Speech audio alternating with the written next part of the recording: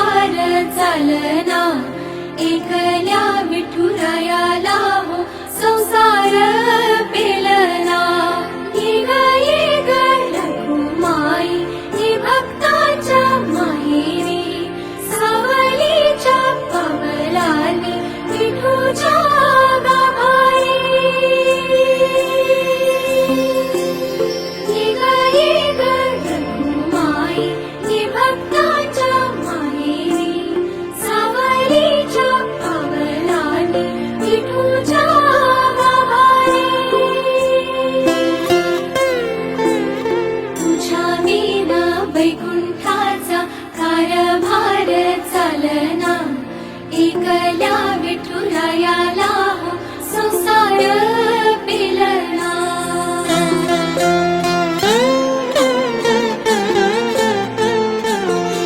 तू सकलांची आई, साता जन्माची पुण्याई, घेई पदरात आम्हावरी छायाधर बाई।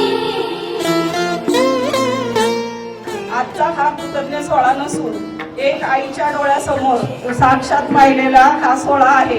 मेल्यानंतर तर कुणी पण करतं, पण जिवंतपणी करणं तो हा याच देही याच डोळा पाहिनी माझ्या मुक्तीचा सोहळा, असं आमच्या आईचं आज आम्ही कौतुक करून एवढा कार्यक्रम सिद्ध केलेला आहे।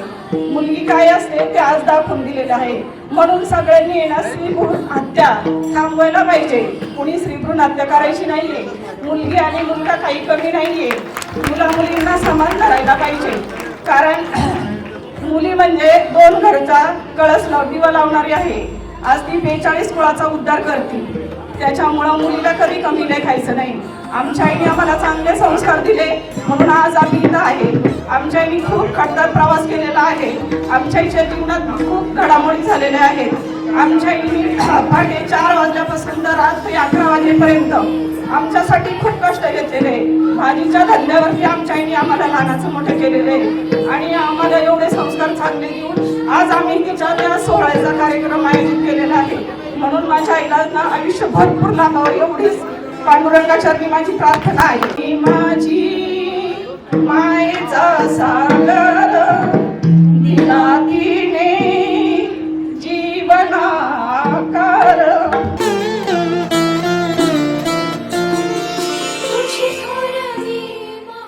आईचा कृतज्ञता सोहळा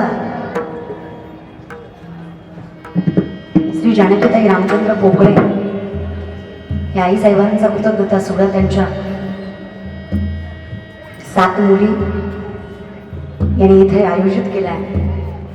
6 नाती 9 नातू पत्रा पत्रून सर्व मुली सौभाग्यवती वासंतीताई, रोहिणीताई, दुर्गाताई, गीतांजलीताई, निर्मलाताई, जयश्रीताई, योगिताताई या सर्व मुलींच्या माध्यमातून हा आईचा कृतज्ञता सोहळा खरं सांगू भाग्यवान वाटतं कधी कधी की आम्ही या महाराष्ट्रासारख्या मातीत जन्माला आलो, आम्ही या भारतामध्ये जन्माला आलो, आम्ही इतक्या सुंदर मातीत जन्माला आलो की तो मुलीसुद्धा आईचा कृतज्ञता सोहळा एवढा थाटात साजरा करतात।